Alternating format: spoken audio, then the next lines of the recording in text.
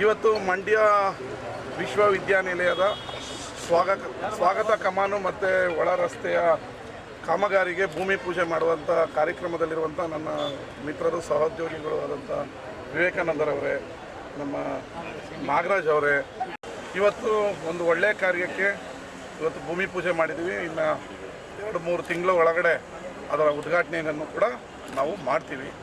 ಮಂಡ್ಯ ವಿಶ್ವವಿದ್ಯಾನಿಲಯ ಮುಚ್ಚೋಯ್ತು ಅನ್ನೋರಿಗೆ ಉತ್ತರ ಇದು. ನಾವು ಮುಚ್ಚಲ್ಲ, ಅದರದ ಕಾಮಗಾರಿಯನ್ನು ಮಾಡ್ತೀವಿ ನಮ್ಮ ಸರ್ಕಾರ ಅನ್ನೋದನ್ನು ಇವತ್ತು ಭೂಮಿ ಪೂಜೆ ಮಾಡಿ ತೋರಿಸಿದ್ವಿ. ಇದು ಮಂಡ್ಯ ನಮ್ಮದಿರುತ್ತೆ, ಮುಂದುವರಿಯುತ್ತೆ. ಮಂಡ್ಯದ ಯುವಕರಿಗೆ ಈ ವಿಶ್ವವಿದ್ಯಾನಿಲಯ ಇರುತ್ತೆ ಅಂತ ಹೇಳಿ ನನ್ನ ಮಾತನ್ನು ಮುಗಿಸ್ತೀನಿ. ಧನ್ಯವಾದಗಳು. ಶೀಘ್ರದಲ್ಲೇ ಕಾನ್ವಿಕೇಷನ್ದು ಡೇಟನ್ನು ನಮ್ಮ ಕುಲಪತಿಗಳು ವೀಣಾ ಅವರು ಎಲ್ಲ ಚರ್ಚೆ ಮಾಡಿ ರಾಜ್ಪಾಲರದ್ದು ಟೈಮ್ ತೊಗೊಂಡು ಅದನ್ನು ಫಿಕ್ಸ್ ಮಾಡ್ತೀವಿ.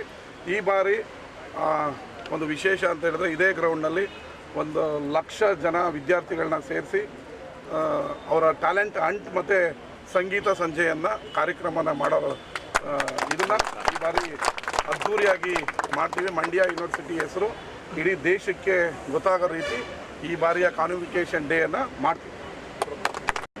ಇವತ್ತು ಮಂಡ್ಯ ವಿಶ್ವವಿದ್ಯಾನಿಲಯದ ಸ್ವಾಗತ ಕಮಾನು ಮತ್ತು ಒಳ ರಸ್ತೆಯ ಕಾಮಗಾರಿಗೆ ಭೂಮಿ ಪೂಜೆ ಮಾಡುವಂಥ ಕಾರ್ಯಕ್ರಮದಲ್ಲಿರುವಂಥ ನನ್ನ ಮಿತ್ರರು ಸಹೋದ್ಯೋಗಿಗಳು ಆದಂಥ ವಿವೇಕಾನಂದರವರೇ, ನಮ್ಮ ನಾಗರಾಜ್ ಅವರೇ, ಇವತ್ತು ಒಂದು ಒಳ್ಳೆಯ ಕಾರ್ಯಕ್ಕೆ ಇವತ್ತು ಭೂಮಿ ಪೂಜೆ ಮಾಡಿದ್ದೀವಿ. ಇನ್ನು 2-3 ತಿಂಗಳ ಒಳಗಡೆ ಅದರ ಉದ್ಘಾಟನೆಯನ್ನು ಕೂಡ ನಾವು ಮಾಡ್ತೀವಿ.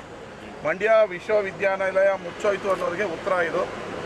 ನಾವು ಮುಚ್ಚಲ್ಲ, ಅದರದ ಕಾಮಗಾರಿಯನ್ನು ಮಾಡ್ತೀವಿ ನಮ್ಮ ಸರ್ಕಾರ ಅನ್ನೋದನ್ನು ಇವತ್ತು ಭೂಮಿ ಪೂಜೆ ಮಾಡಿ ತೋರಿಸಿದ್ವಿ. ಇದು ಮಂಡ್ಯ ನಮ್ಮದಿರುತ್ತೆ, ಮುಂದುವರಿಯುತ್ತೆ.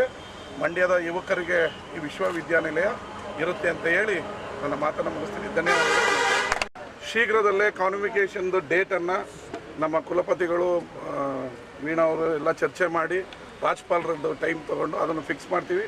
ಈ ಬಾರಿ ಒಂದು ವಿಶೇಷ ಅಂತ ಹೇಳಿದ್ರೆ ಇದೇ ಗ್ರೌಂಡ್ನಲ್ಲಿ 1,00,000 ಜನ ವಿದ್ಯಾರ್ಥಿಗಳನ್ನ ಸೇರಿಸಿ ಅವರ ಟ್ಯಾಲೆಂಟ್ ಹಂಟ್ ಮತ್ತು ಸಂಗೀತ ಸಂಜೆಯನ್ನು ಕಾರ್ಯಕ್ರಮನ ಮಾಡೋ ಇದನ್ನು ಈ ಬಾರಿ ಅದ್ಧೂರಿಯಾಗಿ ಮಾಡ್ತೀವಿ. ಮಂಡ್ಯ ಯೂನಿವರ್ಸಿಟಿ ಹೆಸರು ಇಡೀ ದೇಶಕ್ಕೆ ಗೊತ್ತಾಗೋ ರೀತಿ ಈ ಬಾರಿಯ ಕಾನ್ವಿಕೇಷನ್ ಡೇಯನ್ನು ಮಾಡ್ತೀವಿ.